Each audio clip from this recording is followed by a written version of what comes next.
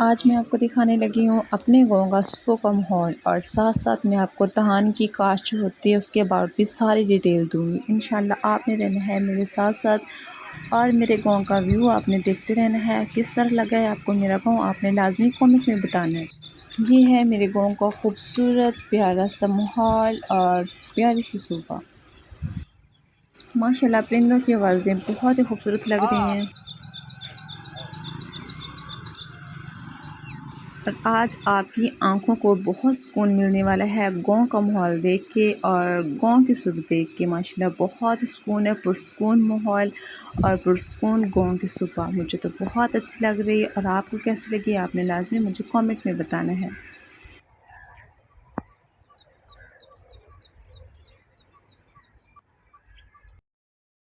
बिस्मिल्लाहिर्रहमानिर्रहीम, अस्सलाम वालेकुम, welcome to my YouTube channel. मेरे प्यारे बहन भाइयों, क्या हाल है? उम्मीद करती हूँ कि आप सब खैरियत से होंगे। अल्लाह के फजल करम से मैं भी बिल्कुल ठीक हूँ। आप लोग जहाँ रहें खुश रहें, आबाद रहें, फूलों और कलियों की तरह हंसते मुस्कुराते रहें। जो मेरे बहन भाई वीडियो देख रहे हैं, जो नहीं भी देख रहे, अल्लाह सबको सेहत वाली लंबी ज़िंदगी अता करे। अल्लाह सबको खुशियाँ और कामयाबियाँ अता करे। अल्लाह हर किसी को हर किसी की मदद करने की तौफीक अता फरमाए। आमीन सुम आमीन। आज मैंने आपको दिखाना है अपने गांव का खूबसूरत मंज़र, अपने गांव का खूबसूरत व्यू और सुबह का माहौल, सुबह की रूटीन सब कुछ आपसे शेयर करूंगी। आपने रहना है मेरे साथ साथ और इंशाल्लाह आज मैं धान की फसल जो काश्त होती है उसके हवाले से आपको सारी डिटेल देने वाली हूँ। आपने रहना है मेरे साथ साथ और मेरी वीडियो को फुल वॉच करना है, लाइक करना है, शेयर करना है और सब्सक्राइब करना है। आप सबसे मेरी गुजारिश है।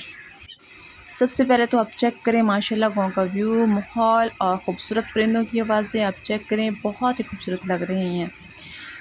और ये देखें, ये मेरा गाँव है, गाँव की प्यारी सुबह है और आप मेरे साथ साथ हैं।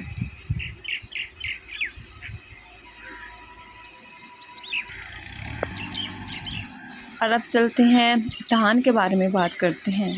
सबसे पहले धान के बारे में बात करते हैं, उसके बाद हम कुछ और बात करेंगे।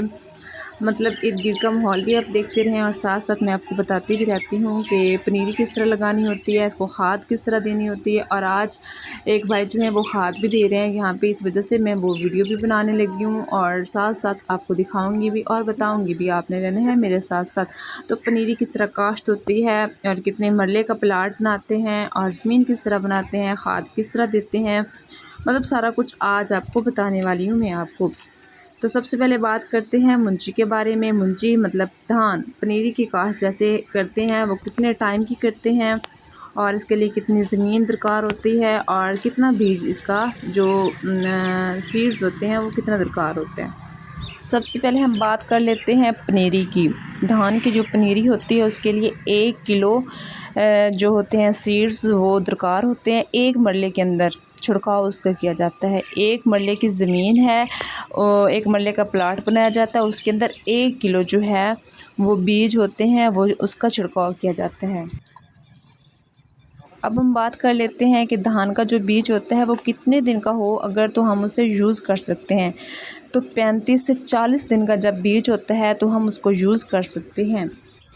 अगर 35 से कम दिनों का बीज होगा तो वो बहुत ज़्यादा नरम और मुलायम होगा और वो बीज इस्तेमाल के काबिल नहीं होगा। और अगर हम बात करें इससे ज़्यादा, मतलब 40 दिनों से 40 से 45 दिन जब हो जाते हैं बीज को, तो वो बहुत ज़्यादा उसकी जो जड़ें हैं वो मर जाती हैं और जब हम लगाते हैं बीज को तो वो कहीं कहीं निकलता है और कहीं कहीं नहीं निकलता। इस वजह से बहुत ज़्यादा नुकसान हो जाता है। धान की जो फसल होती है बहुत ज़्यादा पतली हो जाती है। इसलिए जब 35 से 40 दिन का हो जाए तो हमें उस वक्त इस्तेमाल कर लेना चाहिए। अब हम बात कर लेते हैं ज़मीन के बारे में कि ज़मीन को हम किस तरह कद्दू करेंगे और कद्दू करने के बाद किस तरह हम उसमें बीज लगाएंगे, फिर हाल किस तरह हम चलाते हैं, मतलब ज़मीन बनाने के तरीका क्या है और किस तरह ज़मीन बनाई जाती है। मतलब ज़मीन खुश्क हालत में 2 से 3 दफ़ा उसमें हल चलाएं। जब ज़मीन खुश्क हालत में होती है तो उसमें 2 से 3 दफ़ा हल चलाएं, फिर सुहागा मारना चाहिए। गंदम की काश्त के बाद धान की फसल काश्त की जाती है। इस वजह से जो ज़मीन होती है बहुत ज़्यादा सख्त हुई होती है, इस वजह से उसमें हल चलाना चाहिए, फिर सुहागा मारना चाहिए ताकि वो जो ज़मीन है नरम हो जाए। ज़मीन को नरम करने के लिए हल चलाते हैं, फिर सुहागा मारते हैं उसमें और उसके बाद उसमें पानी छोड़ते हैं। पानी तकरीबन 2 दिन मतलब लगा रहे, 2 दिन लगाए रखते हैं पानी, ताकि जो ज़मीन है, मिट्टी है, वो बिल्कुल नरम हो जाए, बहुत नरम हो जाए मिट्टी। इस वजह से पानी उसमें छोड़ देते हैं। फिर तीसरे दिन फिर सुहागा मारते हैं ताकि ज़मीन जो है वो बराबर हो जाए, और जो उसमें जो भी सख्त हैं मतलब रोड़े वगैरह पड़े होते हैं ना, वो भी जो हैं वो भी ख़त्म हो जाए और ज़मीन बिल्कुल नरम व मुलायम हो जाए।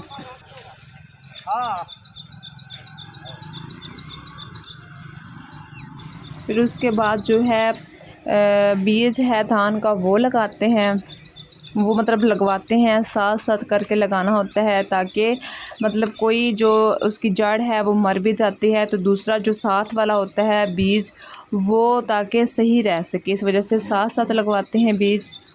और जब क्यारी में ना उस प्लाट में जब पानी खड़ा रखते हैं ना पहले बीज लगवाने से पहले, वो इसलिए भी ज़रूरी होता है क्योंकि जो जड़ी बूटियाँ होती हैं ना वो उस पानी से मर जाती हैं। फिर बीज लगवा के उसको वहीं पे छोड़ देते हैं।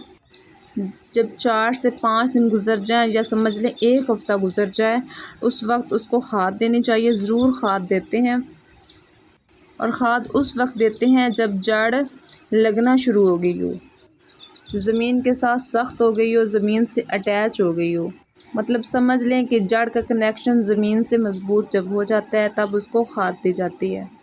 सबसे बुनियादी खाद जो है वो फास्फोरस है, वो देनी चाहिए, ज़रूर उसको इस्तेमाल करना चाहिए। और इसके मतलब प्रोसीजर के बाद सबसे मेन बात है, सबसे बड़ी बात है, वो ये है कि 35 से जब हम लगवा लेते हैं ना, बीज लगवाते हैं, उसके बाद 35 से 40 दिन पानी को ख़त्म नहीं करना चाहिए। उस क्यारी में से उस प्लाट में से पानी को ख़त्म नहीं होना चाहिए। अगर पानी ख़त्म हो जाएगा तो जो ज़मीन है वो उसमें दरारें पड़ जाएंगी और नुकसान भी हो सकता है धान को। और आपको पता ही है, ज़ाहिर सी बात है कि धान को बस पानी चाहिए होता है, तो जब बीज लगवाते हैं उसके 35 से 40 दिन मुसलसल पानी रहना चाहिए उस क्यारी में। अब आपने मेरे गांव का माहौल तो देखा ही होगा, माशाल्लाह बहुत खूबसूरत मंज़र है, सुबह को माहौल है, साथ साथ मैंने आपको बहुत सारी इन्फॉर्मेशन भी दी है। और अगर आपको मेरी समझ नहीं भी आई है तो फिर भी मैंने दे तो दी है। और जिनको ये चीज़ें मतलब जिन्होंने ये करनी है उनको तो पता चल जाएगा। और उसके बाद ये है कि मैं इंशाल्लाह आपको 1 बाय 1 अपने गाँव का माहौल भी दिखाती रहूँगी और सब कुछ बताऊँगी भी, और वर्क भी दिखाती रहूँगी साथ साथ, और साथ इर्द गिर्द का जो माहौल है वो भी, और जिस तरह मतलब चारा वगैरह लगा हुआ है जानवरों का वो किस तरह काटते हैं और किस तरह वो बनता है, सारा कुछ मैं वो दिखाऊँगी इंशाल्लाह। आपने रहना है मेरे साथ साथ। और अगर मेरी वीडियो आपको पसंद आती हों या फिर आप देखते हैं, जो देखते हैं वो लाइक शेयर सब्सक्राइब ज़रूर किया करें, क्योंकि जो भी मैं वीडियो बनाती हूँ बाहर जाके बहुत मेहनत से वीडियो बनाती हूँ, सब मेहनत से बनाते हैं, मैं भी मेहनत से बनाती हूँ। इंशाल्लाह एक दूसरे की हम सपोर्ट करेंगे, छोटे यूट्यूबर तो हम आगे जाएंगे। आप सब ने मेरी सपोर्ट करनी है और मेरे साथ रहना है, मेरी आप सबसे रिक्वेस्ट है। और आप सब ने कमेंट में ये भी बताना है कि आप सबको मेरा गांव कैसा लगा है, और जो भी मेरे गांव में आना चाहता है आप सबको मोस्ट वेलकम। इंशाल्लाह मैं आप सबको वेलकम करती हूँ। और मुझे मेरे गांव का माहौल बहुत पसंद है। अभी देखिए माशाल्लाह सूरज निकल रहा है और बहुत प्यारा मौसम है, बहुत प्यारा सीन है। ये गर्मियों की सुबह है और अभी मैं आप सबसे लेती हूँ इजाज़त। इंशाल्लाह बहुत ही अच्छी वीडियो के साथ मैं मिलती रहूँगी आप सबको। तो आप मुझे दें इजाज़त। अल्लाह हाफिज़, अल्लाह निगहबान। अपनी दुआ में मुझे याद रखिएगा और मेरा गाँव आप देखते रहिएगा। Thank you.